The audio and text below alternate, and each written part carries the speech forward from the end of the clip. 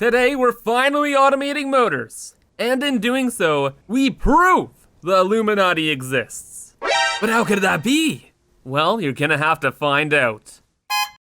Hello everyone, I'm ImKibitz and welcome back to Satisfactory, where last time we built the iron spine, which brings our 10,000 iron from our train to the top of our base here, where it then enters our massive smelter array, which will have over 300 smelters to process all of the iron. And slowly but surely, I'm getting it up and running. We need to have 3 floors full of smelters, and I'm at about the halfway point with it. But we have enough iron already processed to move on to the next big project. Basic motors. Because in my entire base, with thousands of machines producing 22.5 supercomputers per minute, we are producing literally 0 motors. In fact, we haven't been for a very long time. So today, we're finally getting that automated. But before we get started here, you probably noticed that we are in an experimental build where they're working on more optimizations for the games, and it's looking like they're messing with belt rendering. So like when you're far away from the belt, it's all low poly like this, so your game runs a little bit better. But as you can see, they're still kind of working on things, and it's a little goofy still. But as usual, they're moving in the right direction, because once they have this figured out, oh man, things are going to be much smoother when you're running around thousands of belts, because you won't have to load in as many textures, which is very good. And then the other thing I quickly want to touch on is our train system, because at the end of last episode, I noticed that all of them had combined into one super train, which sounds cool, but it's actually really bad, because now the throughput of the system can't keep up. Like, since all the trains are together now, it's one train has to go all the way to here, then all the way back to base to transport the iron. And our machines process it far too quickly. And left unchecked, this will cause our entire turbo motor production to stall every couple minutes. But here's the thing, I don't really know how to solve this problem at the moment. Because right now, trains are able to pass directly through each other. So say one train's in the station unloading iron right now, right? Well now, the next train is gonna come up behind it and just simply run straight through it and stop at the station as well. So 2 trains will be in the station, one unloading and one just stopped. So the second train won't unload anything. In fact, we're about to see it right here. One of the trains is entering the train that's docking. And yeah, it'll stop, won't be able to unload, and will keep going. And what happens then is A, the iron doesn't get unloaded, which is kind of important, and B, it screws up all the timing. So I had all this train system pretty well timed out before, but because of this loading and train run-through problem, the timings all got goofed, and now we have this horrible, horrible mess. So like I said, I don't know how to fix this right now. At least not a permanent fix. We can do a temporary fix where we reposition all the trains and activate them again. And like we can get the system working for a little bit again, but we can't fix it permanently.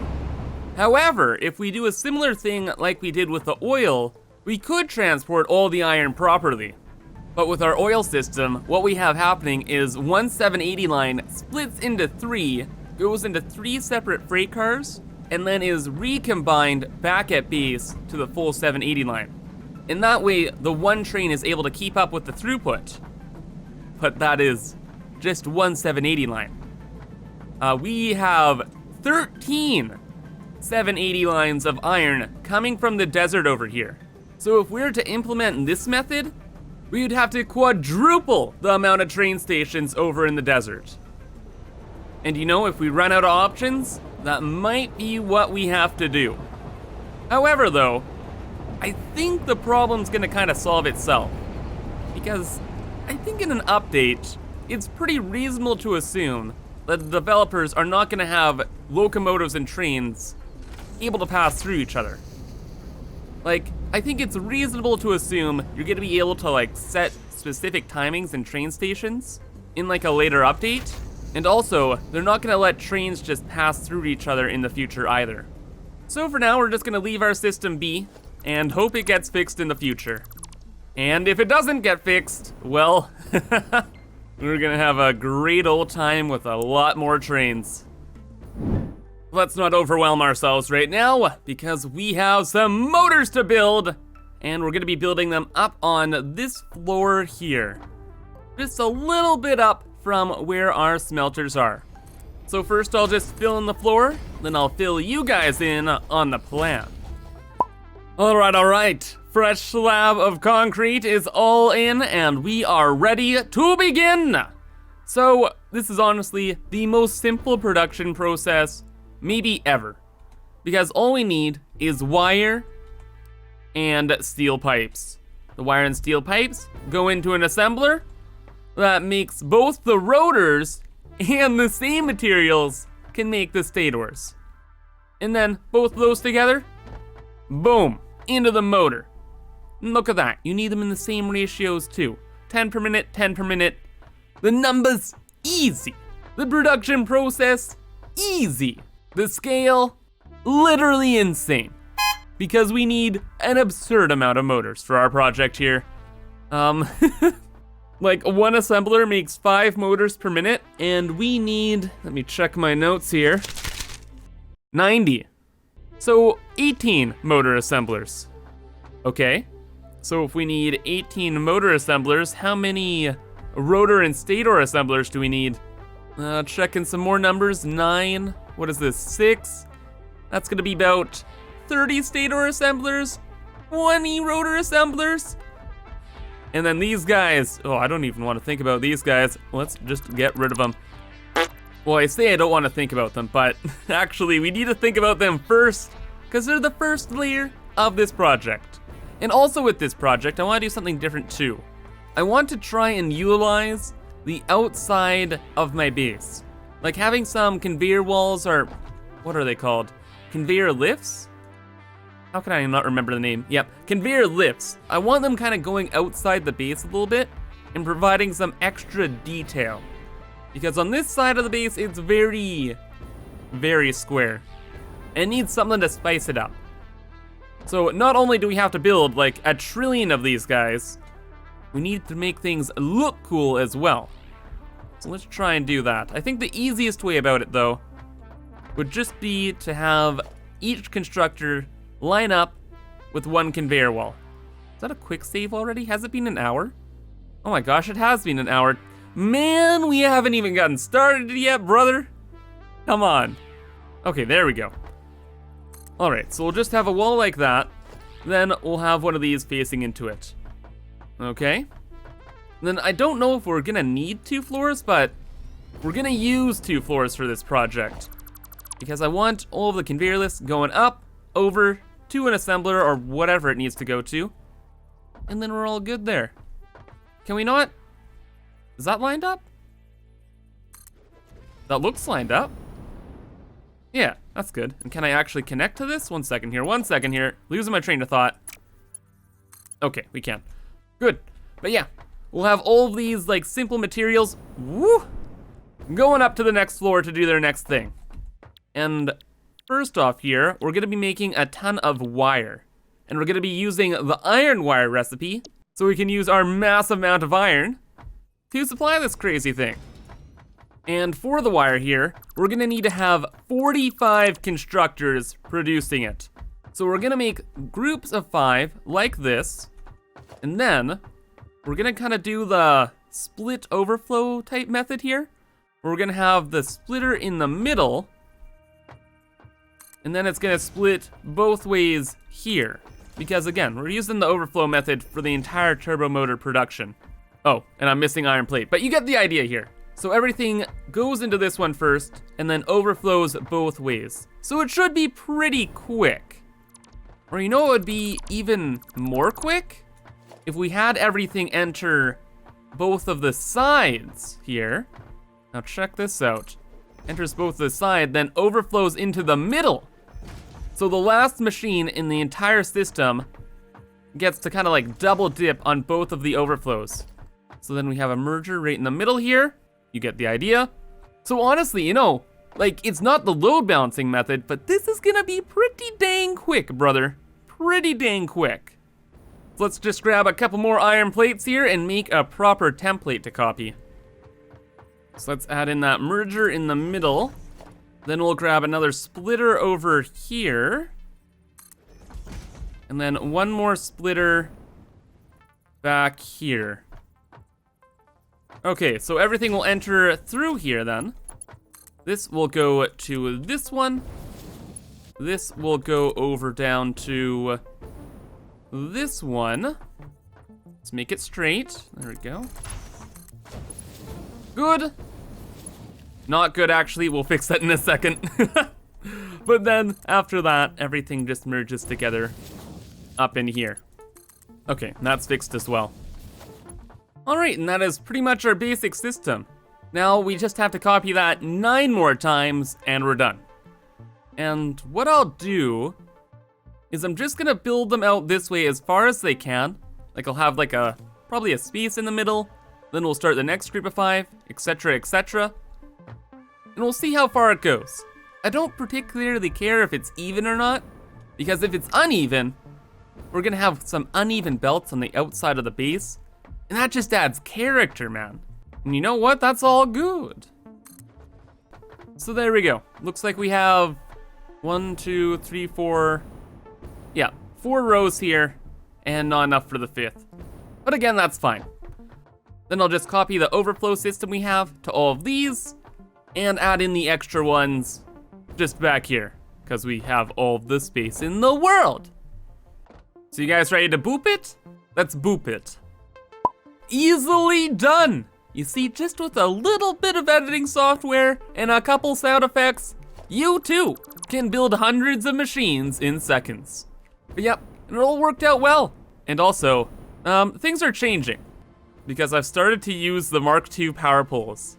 Now, generally speaking, I like the Mark I's because you build more of them, and then it looks more interesting, but for this project specifically, it just worked out perfectly, because we have all of the connections being used. 5 for the machines, 1 for the line previous, and 1 going to the next power pole, so all 7 of the connections are used for every single pole. And I was like, dude, that's too perfect. I couldn't pass it up. So yeah, we're using the Mark II poles here. Probably won't in future projects, but in this instance, it was too good. Ooh, and also pretty cool stuff going on over here. So since the kind of pattern didn't make it all the way to the end of the platform, I decided just to cut this little corner out. And I think this will be pretty neat. So like when we're super, super far away looking at the base, there'll be that extra bit of detail with this corner cut out. And like we can bring it back in later if we need the space, but yeah, just a little bit of detail. And speaking of the detail, I had one last little set of constructors that I couldn't really fit anywhere nicely, so I just threw it up front here. And now we'll have some belts on the front too. So we're all good. We're all very good. In fact, I think we're ready to get onto the stators and the rotors. Oh yeah, but we have steel pipes to worry about as well. But you know what? We'll worry about that a little bit later. I got a pretty interesting solution for that. So we're gonna kind of skip ahead to the next phase. So we're just gonna build up a little bit here. Just so we're above the constructors. I think it's 3, right? 3 tiles, and then you have a platform and you're good to go. Yeah, it's above the power poles. We're good. And you know what? I think I'm just gonna build the entire floor first, and then we'll figure out how to connect all the machines up.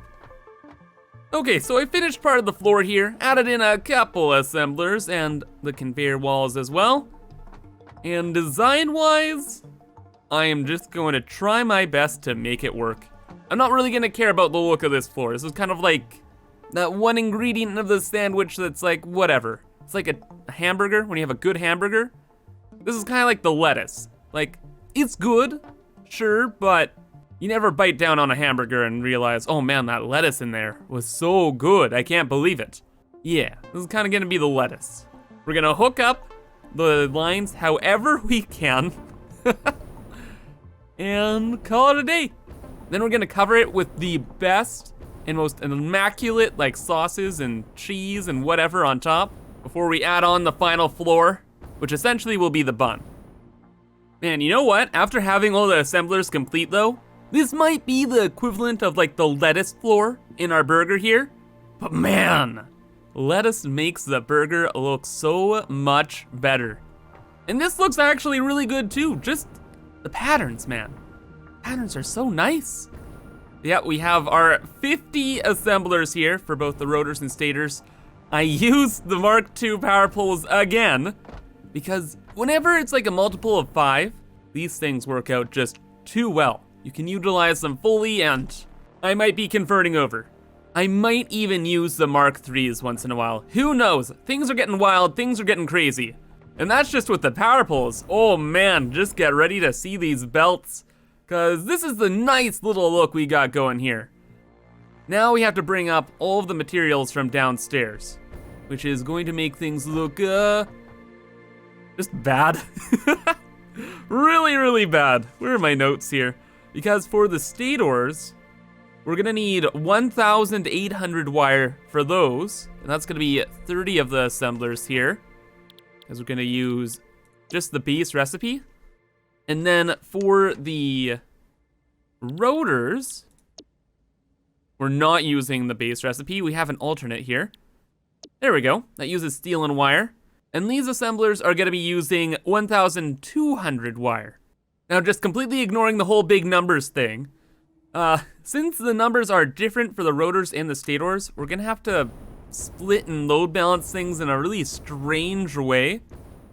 So doing some quick math here, since the stators are going to need 1,800 wire, that's gonna use 26.6 repeating of the constructors downstairs, or essentially 27 of them. So how many do we have? What do we do down here? Groups of 5 again? Yeah. So I guess we'll use like the awkward thing on the end there to fill in for awkward numbers. And you know what? I don't even know how to explain this. I'm just gonna figure it out as I go. But yeah, the numbers are messy. We're gonna be going through the floor all over the place. And like this nice clean look is about to be destroyed. Wow, well, you know what? At the end of the day here, with even the belts connected, this still doesn't even look half bad. It's not like crisp, nice lettuce. It's kind of like shredded lettuce now, but it's okay. Looks all right. And it should be pretty functional because I figured out a really interesting new way to utilize the overflow method, where instead of just simply breaking up the lines to feed everything, I have this like re-feeder type thing going on here. So essentially, I have 5 constructors going into 5 assemblers, and they kind of just overflow through these 5. And then by the end of these 5, there's not gonna be a lot of wire left. So then from there, I bring in the next 5. Ooh, what are they? The next 5 constructors from downstairs. Where did I hook it up though? Was it here? Oh my goodness, yeah. This is why it's shredded lettuce. So they come from over here, and the wire re-emerges into this overflow, so it kind of tops off the line and then goes to the next 5. And these should, you know, relatively quickly fill up. And then I continue to do that for every group of 5, and bada boom! We're done. And I was able to make most of the refeeder mechanisms look pretty decent. Like, it doesn't look like complete garbage. Still a little organized. Some places better than others, but I'm pretty happy with it. Whoa. Apparently there's also a ghost worker working alongside me. Very spook. Very spook.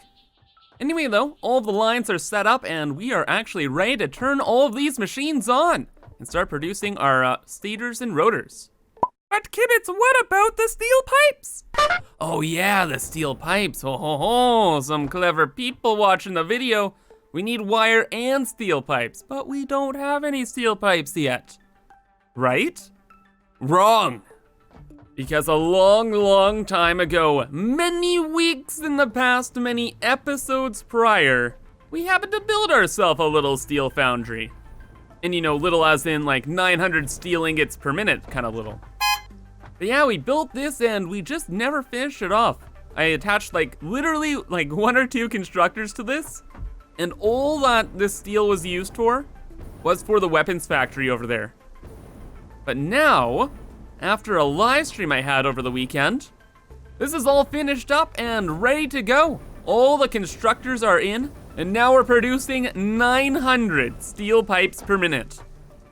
Well, you wanna know some real Illuminati stuff though? Guess how many steel pipes we need for our motor project? Just take a guess.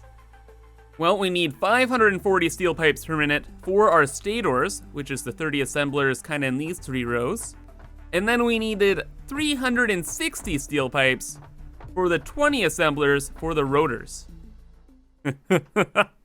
And 360 plus 540 equals 900.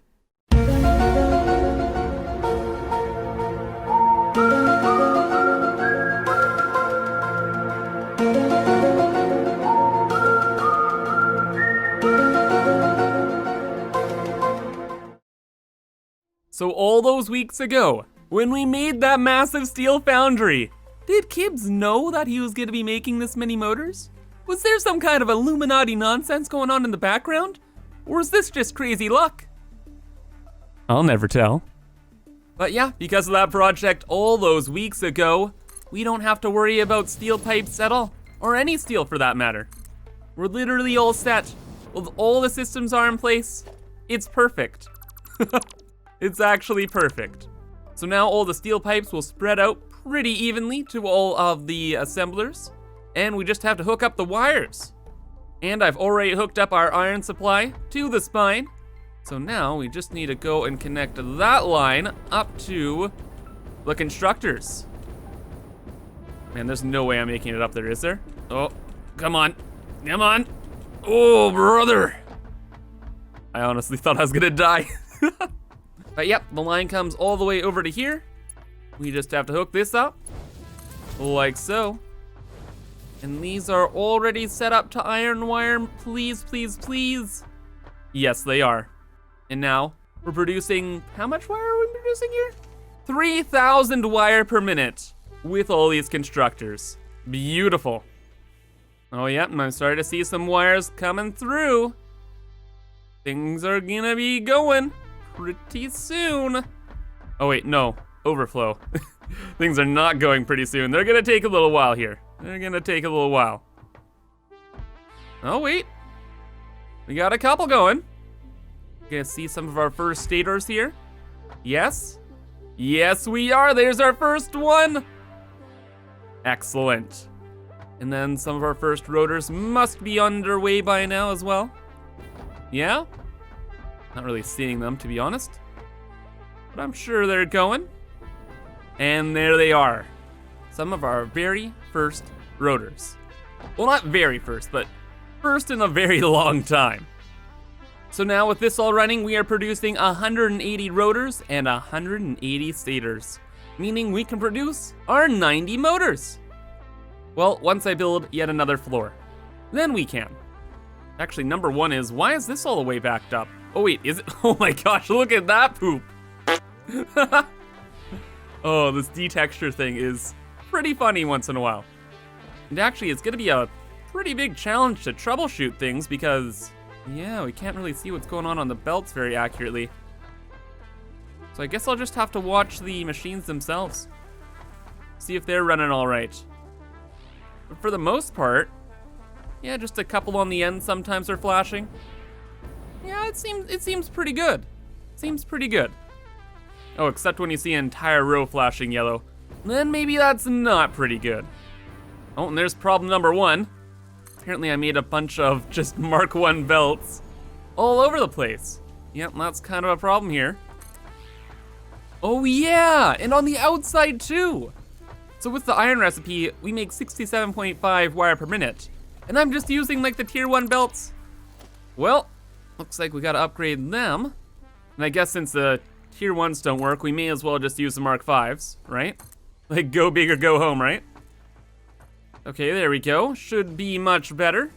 And then are all of them working? And it's kind of tough not being able to like trust the belts or anything right now. but it seems like they're going. Yeah. Oh, and these need to be upgraded too. Ho, ho, ho, ho. Dang Mark 1 belts. Okay though, but I think that was the only other main problem here. Now our poopy top hats can move and groove as fast as they can. And it should be all good upstairs. Right on. And it seems now the only problem is our iron supply. So, yeah. Everything else works pretty well though, so that's good. Very good. And I guess we'll have to fix the trains, or hopefully they get fixed eventually. Sooner rather than later. It's always the best, yeah. Anyway though, I consolidated all the lines here, and they go over to these two conveyor walls. One is for the stators, and one is for the rotors. And what happens then is they come on upstairs. The what are they, the rotor lines go off over this way, while the stator lines go over here to a load balancer, just switching the 3 lines into 2. So now when we make the motors, they're a little bit easier to work with. In fact, this whole last stage of the project is pretty straightforward, honestly. All we need to do for the motors is make 18 assemblers, and that will make our 90 per minute. So hopefully we can just fit 9 on each side here. And would you look at this? I think everything just works out perfectly. How many is this? 1, 2, 3, 4, 5, 6, 7, 8, 9. Beautiful. And then we can mirror that on the other side. Have all of the motors just coming through down the middle, right to the spine where they can go up for future processing. And look at that. There's even enough space just to move and groove the lines a little bit easier. Wow. Actually, this is perfect. This is like the best thing in a project. Well, one of the best things. Just when you're in the last stage, and it's just really smooth sailing. I really like that. Okay, and we'll just set up the 9 extra assemblers on this side too. And I think we'll only need 1 tile because we're using the overflow method, so yeah. Like, it's so simple. In fact, we can get rid of even more of this floor here.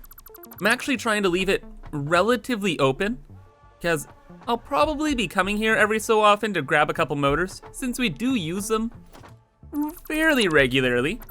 And be cool to see all the things moving and grooving downstairs as well. Just a little bit more action, you know? A little bit more pizzazz. And it's gonna look even better once we start seeing some of that beautiful, beautiful blue. Blue motors, of course, blue motors. Nothing else that's blue, yeah, just blue motors. And there we go, we're already done. So we have our 18 assemblers making our 90 motors per minute. And since, you know, everything kind of lined up easily for us, I decided to make things a little bit more fancy, made this cool, like, arrowhead thing for all of the motors to scoot on down. Then it all merges back together into a bin for easy grabbing and going. Yeah, I just used kind of the system in which half of the stuff goes to the end, half of the stuff starts to the beginning, and then it merges in the middle.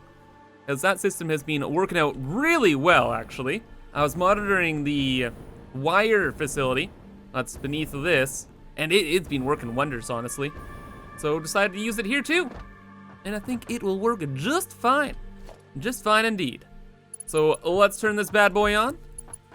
That is the wrong thing. There's 2 places for that to go. Uh-oh. Oh my gosh, that's the worst thing when you delete something and you don't know what you deleted. Rip that platform. Anyway, just like 4 more connections here. That's all we have to do. Please, game, survive until then. Not gonna lie, game is being a little stuttery because of the iron spine transporting all the nonsense up. So we're gonna have to build a shield for that, like a lag shield. Eventually. But for now, we sit back on our beautiful little overseeing bridge and we watch our motors get created. Oh my goodness, that was fast AF. Hey buddy. Oh, so nice to have these finally automated. My goodness, how long we have went just surviving on a pitiful supply. It's been ridiculous. In fact, we're like 1 project away from running out of motors in our entire factory. And I was about to set up another temporary one. So the timing couldn't be better on this one. And I'm really happy I made this path too. added in like a couple details here so the pathway's going over the line. So then whenever I need to get some extra motors, I come up over there, walk across this bridge, overseeing all of the beautiful assemblers. And then I get to go and see this with all the motors going towards the bin. And so much movement, so much life.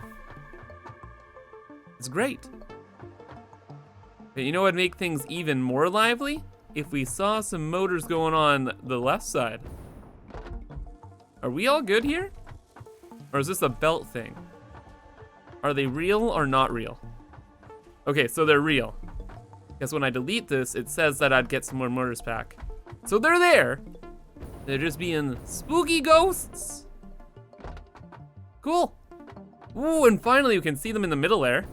Why are they appearing on this middle belt though? Yeah, check this out. This one belt is just straight up unloaded. Huh. You know, honestly, I think I'm gonna not be playing the experimental branch after this episode. Because yeah, this whole not seeing things on belt thing is not really doing it for me here. No, wait. Oh my gosh, the second I finish my sentence, look at that! They're back! Oh, okay. Clearly the game wants me staying on experimental here. Never mind. Oh yes, though. Absolutely gorgeous. Motors for days. And look at that. Already a stack. What, 2 stacks? Wow. Oh yeah, 90 per minute. That's like almost 2 stacks per minute. That's nuts. This bin is gonna fill up so quickly. Oh, never gonna have to worry about motors again. Until all these are used for turbo motors. In fact, that's our first big step towards them. So now we have motors done, rubber is essentially done, we just have to set up refineries. We just need the radio control units and the heat sinks and boom! Turbo motors, brother. Only a few hundred more machines to go. Anyway though, that's gonna be all for today, so thank you for watching, and I hope to see you in the next one. Also, I'm trying out a new stream schedule where I'm streaming on Wednesdays and Sundays at 9 a.m. PST. So if you want to watch me play some Satisfactory live, come and check me out on Twitch. Link in the description. But anyway, have a fantastic rest of your day, and bye-bye.